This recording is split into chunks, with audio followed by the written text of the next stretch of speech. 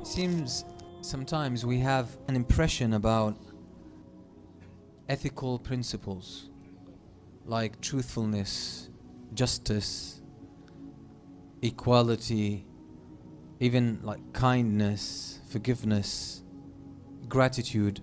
Somehow we tend to think that they are impractical.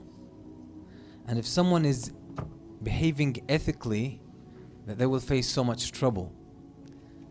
And life doesn't work that way. Sometimes we have this, we are aware of it, but often we are unaware of it. But this kind of, what they call it sometimes in science, meme. It's like it's a thought, it's a system within, or a thought within our system that acts like a virus. And it's not true. Because Allah subhanahu wa ta'ala, if you just reflect on Islam, Islam teaches us that which is good. Islam calls us to every virtue and calls us away from every sin and vice. That's what Islam is. Islam is all about goodness. It's all about being a better human being, being the best person you can ever be. It's a system to help you achieve this. And if you have in your mind somewhere that these ethical principles are not actually practical, are impractical, and are causing you so much trouble, this will cause you to make choices, sometimes unconsciously, that will lead you to act unethically, and you would find a justification. Because if I'm truthful, I'll get caught. If I'm truthful, my business will not work. I will not achieve my goals. I need to lie. I need to cheat. I need to act deceptively. I need to cut corners. I need to resort to, different means. Sometimes they're not so straight in order to get to my goals and in order for things to work out for me. Basically, there is a tacit accusation. There's a tacit accusation here towards Allah subhanahu wa ta'ala in our attitude. I'm not saying we are verbalizing it, but as in Arabic they say بِلِسَانِ الْحَالِ لَا بِلِسَانِ الْمَقَالِ, right? It's the statement you're making through your attitude, not verbalizing with your tongue. But your attitude, our attitudes as human beings, our actions actually make statements. And sometimes these are more powerful, much more powerful than what we say. So it seems that when we have such a tacit belief, we are actually accusing Allah subhanahu wa ta'ala that He wants us to adhere to principles that will make our lives difficult. Principles that are dysfunctional. So we think we know better, so we resort to other means. We find an alternative. We bypass that ethical system. Okay, that doesn't work. Let me just get things working. Then I will shift back to principles when I don't need anything done. Like when I need to get some results, I need to break from the ethical principles, from the principles of Islam, and I need to find practical stuff because that's impractical, and I'll do it, then I'll go back. That's exactly like the statement of the brothers of Yusuf, yes? Let's get rid of him, let's kill him, then we'll become good people. So things won't work out unless we do that, sin or kill our brother or get rid of him. And then after that, we can go back to living a principled life and we'll be okay. So somehow, most of us are actually guilty of this. And this is a very serious issue. It's a very serious issue. The reason is, Allah created this life and this universe, and Allah designed principles, these ethical principles of honesty, of charity, of forgiveness, of generosity, of thankfulness, of forgiveness, of equality, of humbleness and humility. Allah designed them to be the system of this life, the practical system of this life. And if you don't see the practicality, you're looking in the wrong direction. This is what Allah subhanahu wa ta'ala says, وَاللَّهُ غَالِبٌ عَلَىٰ أَمْرِهِ وَلَكِنَّ أَكْثَرَ النَّاسِ لَا يَعْلَمُونَ. And Allah will make everything come back to the truth. Allah will make everything come to its right course, take its full course and come to the right point of balance. But most people don't see that. Most people don't recognize it. Most people don't know it.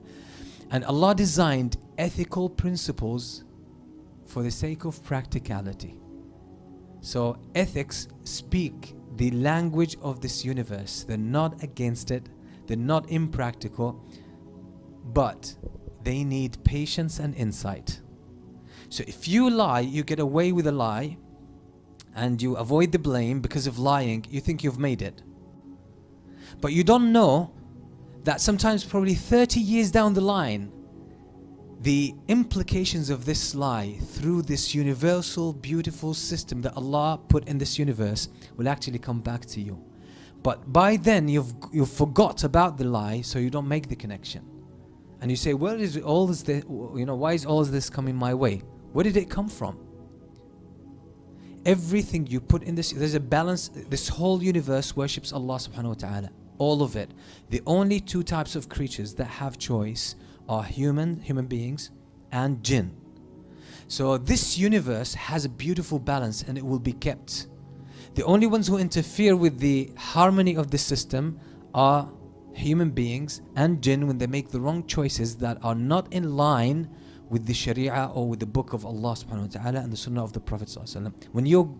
Because the book of Allah and the Sunnah of the Prophet sallallahu alaihi wasallam, they help you blend into and become part of this universal harmony. And that's the secret behind the hadith where Allah subhanahu wa ta'ala says, the divine hadith, the hadith al-Qudusi in Sahih al-Bukhari, where Allah subhanahu wa ta'ala says, and my servant keeps seeking nearness to me through acts of worship, right? You do more acts of worship until I love him.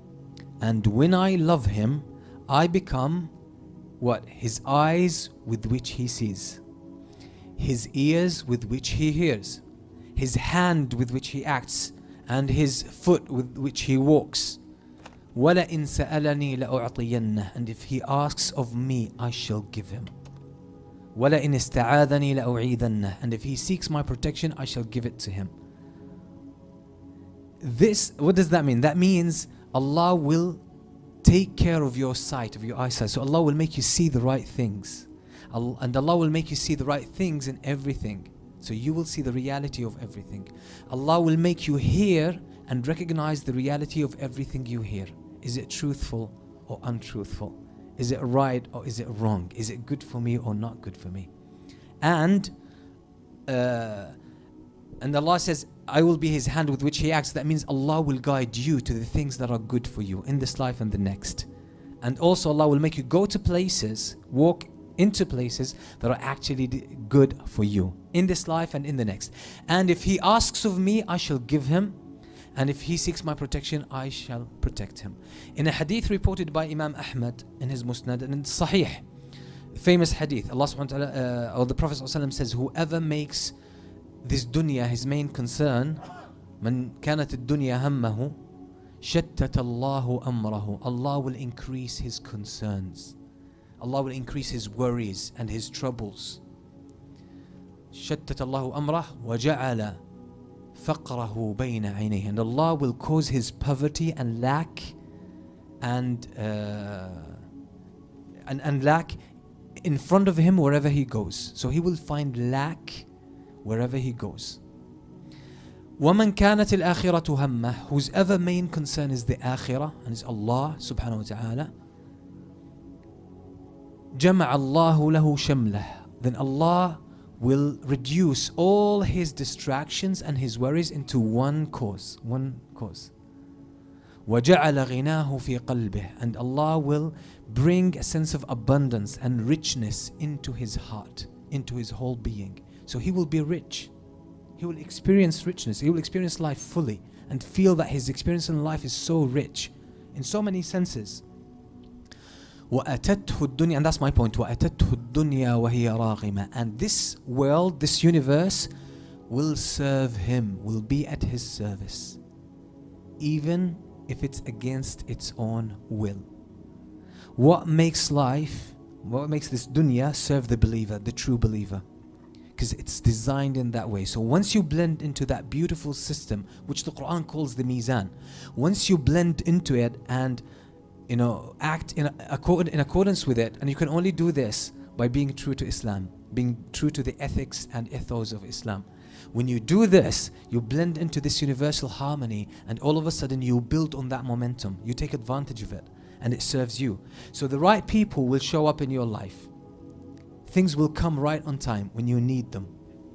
And things that sometimes you chase will run away from you because they're not good for you. Only the good things will come to you. So the whole universe will serve you. And this is what the Prophet ﷺ is saying. This world will serve him even if it's against its own will. Allah will cause it to come to your service. Where does this come? It comes from the fact that our ethical principles, ethical teachings of Islam, the general guidelines of Islam, all of them are in harmony with the universal system. And if you think, even for a moment, that your benefit or your interest lies in anything against Islam, then you are short-sighted when it comes to that. You're not seeing the whole picture. One of the early generations from al-Tabi'een, he said, I looked at something I was not supposed to look at. Okay, he looked at something haram he was not supposed to look at, but he kept looking for a short while. Then he realized, he just woke up, that he was not supposed to look at it. This person reached such a high level of clarity that he caught himself, in a sin, although it's like for, say, 2-3 seconds. Then he says to himself, Wallahi latajidanna ghubbaha walau ba'da hin. He said to himself straight away, Wallahi, you shall pay for that. You will pay for that, even if it's after a while.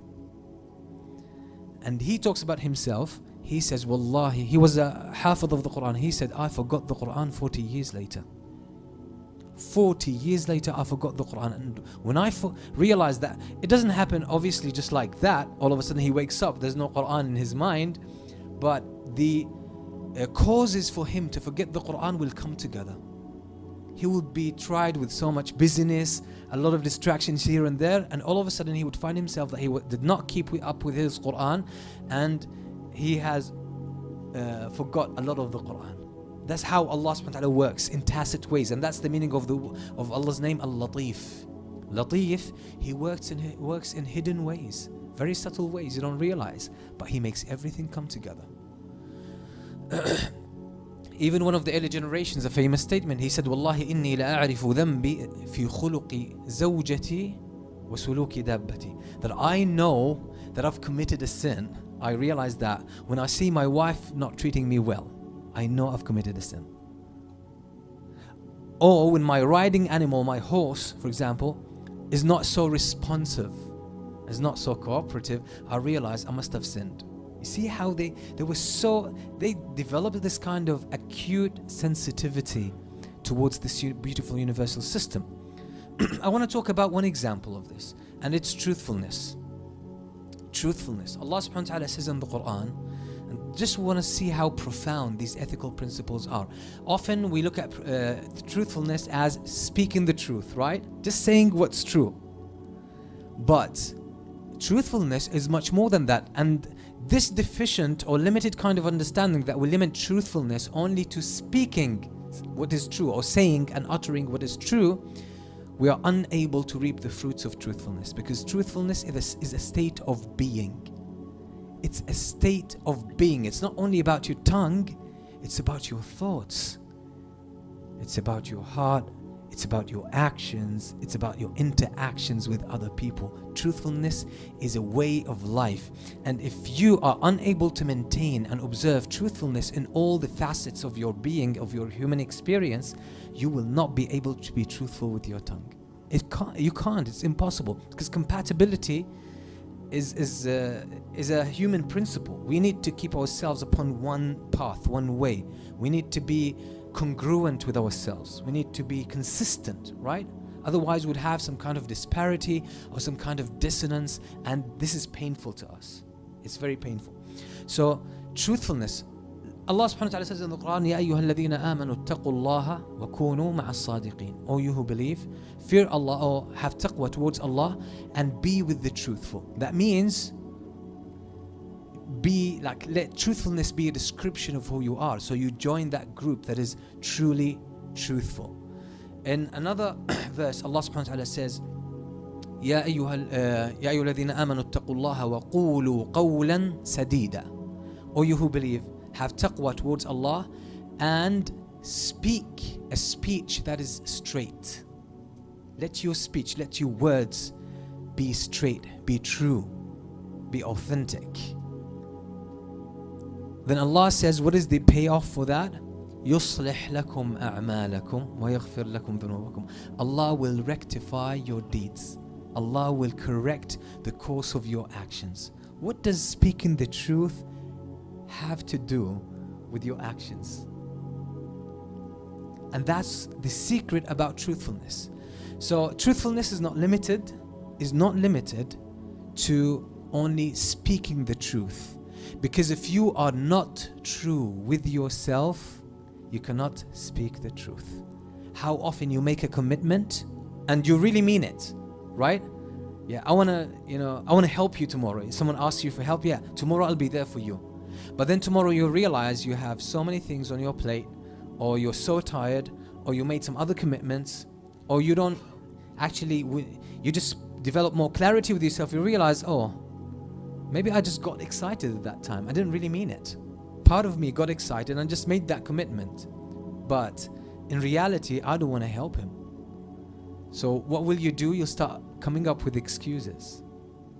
Now, you were not lying when you said, yes, I will help you. But what made you do that commitment? You were not true to yourself. You were not clear with yourself. And that's the problem. Here, this takes us to a hadith from the Prophet ﷺ. The Messenger ﷺ said, إِنَّ الرَّجُلَ لَا يَكْذِبْ وَيَتَحَرَّى الْكَذِبْ حَتَّى يُكْتَبَ عِنْدَ اللَّهِ كَذَّابًا. That a person lies and sorts or seeks more lies, so he keeps lying and lying until he is written in the records with Allah as a liar. What does that mean? What are the implications of this? The implications are, when you lie to other people, yourself will lie to you. When you lie to others, yourself will lie to you, so you will never develop self-clarity. You will not know exactly what is pushing you to do certain actions. So you might be doing things and think, oh, I'm doing this for the sake of Allah, but you're doing it for yourself. But you can't see why, and you can't see how, because you have not been truthful enough. So truthfulness is about transparency. When you develop this transparency, you start to see deeper into yourself. And that's the secret behind the hadith of the Prophet ﷺ when he said, الرياء أو الشرك الخفي أخفى من دبيب النملة السوداء على الصخرة الصماء في الليلة الظلماء. He says, showing off, riya, which is a form of lying. You're lying to yourself and then you're lying to Allah. I'm doing this for Allah, but you're actually doing it for other people. That's proper lying. Riya, showing off, lack of sincerity, is a clear manifestation, a clear act of untruthfulness. It's a lie. It's the biggest lie. But you're not lying with your tongue. You're lying through your being, through your state of being, through your actions. You're lying. So the Prophet ﷺ said, this kind of showing off and lack of sincerity is more hidden than the steps of an ant that is walking on a solid stone in the middle of the dark night. Can you hear the steps of an ant? You can't. Impossible. And showing off, lack of sincerity, is more hidden than that, is more tacit than that. So oftentimes, and that's the problem, that in some hadith the Prophet ﷺ mentioned that a person will come to Allah with so many acts of worship, and then when he stands in the presence of Allah on the Day of Judgment, they will be turned into nothing. The person might think, yeah, I'm doing this for the sake of Allah, but you actually, if you really investigate, if you really look into yourself with honesty and clarity, you will find you're doing it for another reason. And that's very dangerous. This is why the Prophet ﷺ said in the hadith, also reported by Muslim, the first 3 people who will be sent to the hellfire, the first 3 people are what? Alim, qari', someone who's memorized the Quran, someone who's and learned the meanings, and he teaches the people, and he's a scholar, alim, because that's what qari' really means. It's not only the memorization, it's the whole package. Qari', shaheed, martyr, and a generous person, Kareem. These people will be the first ones to be sent to the hellfire. They will come to Allah. Allah will say, what did you do with all the things that I have, all my blessings upon you? Oh Allah, I fought for your sake and I got killed. I was martyred for your sake. Allah will say, you are lying. Imagine, Allah called lack of sincerity of intention, you're lying. Because you were lying to yourself in the dunya. You could not realize where you were coming from when you were doing your actions. You thought, oh, I'm doing this for the sake of Allah. No, you're just fooling yourself because you've lied so much that you self-lies to you and you don't see through that. And you live your whole life in a lie. That's the problem with lying. That's the problem with not being truthful in each and every affair of your daily life, personal, interpersonal interactions. You need to develop truthfulness. You need to pay attention to that. So Allah will say to him, no, you did that so that people will say he's a hero. He's a brave man. Send him to the hellfire. You got that. You got what you wanted. On the dunya, you got the reputation. Now to the hellfire. Second person, oh, what did you do? Oh Allah, I memorized the Quran and I learned Islam and I taught people Islam for your sake. You're lying. Lack of sincerity is lying. You lied to yourself. Yourself lied back to you, and now you're lying to me. You think you're saying the truth. You're not. When you don't know yourself, you can't tell the truth. Believe me. You will make commitments that yourself doesn't really want to make. It's just the heat of the moment. The excitement sometimes overtakes you. But when you develop the clarity, you know. You know, one day, Sufyan al-Thawri radiyallahu anhu, one of the great scholars of al-Tabi'een, he was about doing something, and one of his students came and he said, you know, one of your good friends, another scholar, just passed away, and that's his janazah will take place. Would you like to come? It might be shocking to you, but there's so much, beauty in that statement. He said, he just thought, he paused for a moment and he thought, and he said, إني لا أجد نية لذلك. I don't find within myself a sincere intention to do it. At that moment, he could not feel that if he went there, that would be done for the sake of Allah. He just felt it. He wasn't in that state.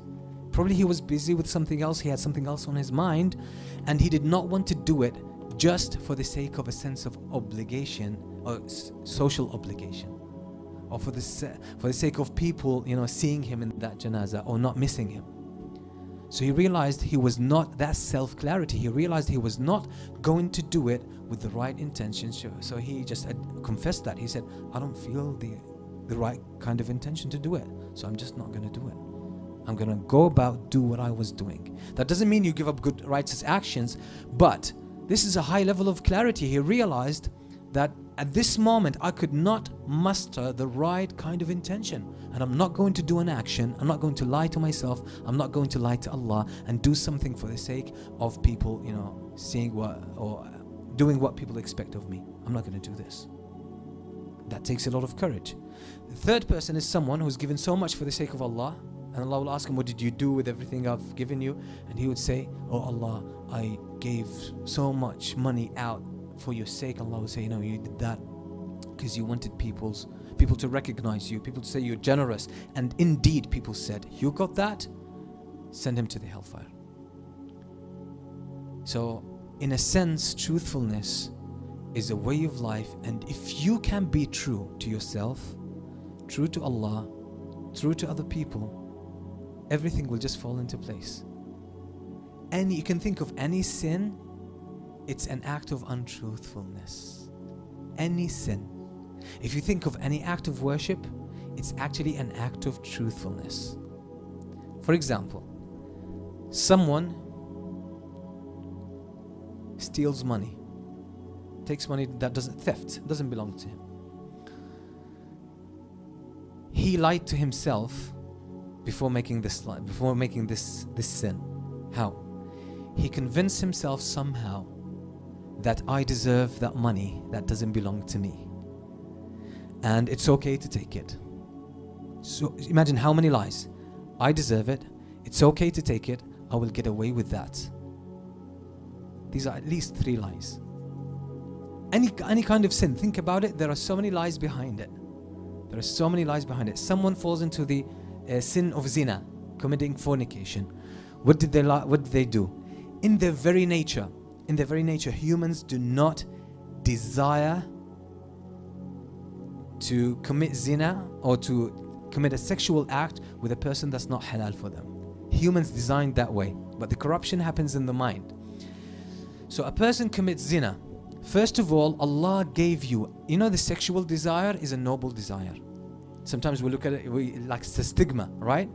But this sexual desire is actually the reason we are here today. When Allah puts something inside you, when Allah puts a need inside you, a drive, natural motivation inside you, it is good.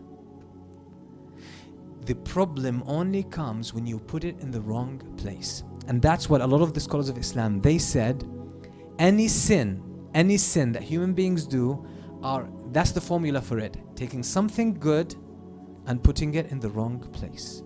So for example, stealing. Sense of ownership is something designed for humans to help them survive and thrive. So when you use this need for ownership and possession to take someone else's property and violate their right to possess and maintain their property, then you have put that desire in the wrong place, and that's when it's a sin. But originally it was a good thing. Zina, sexual desire, is something very good and noble. It's designed for recreation, the reproduction of human beings, and the continuity of the human race. And through this continuity, you get a lot of rewards from your children if they are righteous. Imagine, they are a means to getting higher in paradise, even through this sexual desire. So it's something good. When you put it in the wrong place, you've committed a sin. Any sin, and that's what Imam al-Qayyim stated, that he said any sin originally comes from a good place within you, but you have put it in the wrong context. That's it. Any sin you can think of, any sin. So this is why you have been untruthful to that good need, the sexual desire. You've been untruthful to it. You put it in the wrong place, and that's a lie. Lie through your state of being. A lie through your actions. So any sin you can think of, it will actually be an act of lying. Any growth, human growth, any act of righteousness, anything positive in human life, it's an act of authenticity and truthfulness. You stay true to your fitrah. You stay true to the book of Allah. You stay true to the sunnah of the Prophet ﷺ. You stay true to other human beings. Someone wants you to help them in a sin. If you help them, you're not being good to them. You're not being truthful. You've lied to them. But if you tell them the truth, you say that what you're doing is wrong, I can't help you there, you should actually give it up. You are being truthful. The same is with yourself. So when you develop that kind of clarity in all your affairs, that kind of truthfulness, you will see so much clarity within yourself. So when you act truthfully to your fitrah, your very true state of, when someone sins, they know it, especially the early times that they have gone against their nature, they know it. That sense of guilt, that reprimand that comes from within, that's actually the call of the fitrah. That's the call of the heart, the call of the soul. And when you lie to it and act untruthfully and without losing that sense of authenticity to your pure nature, that's when you fall into a sin. Something is wrong, but you still do it. The problem with this, it develops what Allah subhanahu wa ta'ala called in the Quran, and this is how He describes the people, the actions of the people who do evil. Allah subhanahu wa ta'ala says about the actions of these people that ظُلُمَاتٌ, it's like the waves above waves above waves above waves in Surah An-Nur, above waves of darkness. ظُلُمَاتٌ بَعْضُهَا فَوْقَ بَعْضٍ. These people, their actions are darkness over darkness over darkness over darkness. إِذَا أَخْرَجَ يَدَهُ لَمْ يَكَدْ يَرَهَا. If he puts out his hand or she puts out her hand, they will be almost unable to see it because of the darkness. And that shows that there will be lack of self-clarity. So they won't know that you'll be doing something to please others, but you feel, oh, I'm doing it for the sake of Allah. When do you get to that stage? When you have done it so many times that you have become desensitized to the call of your heart, to the call of your fitrah. Now you're so used to lying, you're so numb, you can't see. It's become so much darkness over darkness over darkness. You don't realize that actually, oh, I'm not doing this for the sake of Allah. And you'll see it. You will be with so many people. You make commitments. You'll promise so many things, and you won't be able to deliver. And you say, "What's wrong with me? I can't keep my word." Yeah, you've gone too far with untruthfulness. You've gone too far with that lack of clarity. So yourself is lying so much to you. And it gets worse when yourself starts promising you that if you do this, it's going to be good for you, when it's a sin. When yourself takes the lead, and you completely lose control, and you're lost in life. That's like final stages, terminal stages of that kind of illness, and it becomes hard to get out of that. So truthfulness, when Allah subhanahu wa ta'ala says, be truthful, this life will work for you, even if it doesn't show. And a lot of people, I've heard a lot of stories of people told the truth in the most difficult times. And I remember I was 6 years old. 6 years old. And subhanAllah, it was a lesson from Allah subhanahu wa ta'ala. It might not happen exactly with you. That's a disclaimer, yeah? You might try this and might not work out with you. But I remember I was 6 years old and I was playing with a ball in my room, and I hit the light. I was hanging and I hit it with the ball. And my mom at that time, she's had it with me, yeah, that day. So, and she heard the noise and she came. The light was on. When the ball hit it, went off. And I realized I was in trouble. Now she wasn't ready to take anything more from me. So she walks into the room. She said, she saw the light, swinging. And she says, "Did you hit it?" I was tempted to lie. I remember that. I was really tempted, but I don't know. I just realized if I lie, it's swinging anyway. So, so I just said, I remember I just saying, "Oh Allah, please save me. Save me from this moment." And I said, "Please Allah, save me from this moment." I said that in my heart and said, "Yes, I did."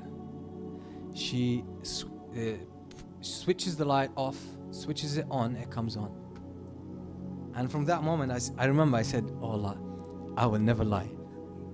I'm not sure if I kept that promise, but I'm still trying my best. But that's a very simple kind of example. But really in life, if you are truthful, you will develop more clarity. And this is why Allah, I go back to the same verses just to show you that they make a bit more sense now. That Allah subhanahu wa ta'ala says, "O you who believe, have taqwa to Allah and speak a speech that is straight. Speak the truth. Speak authentically." وأكون للخير العميم مثالا.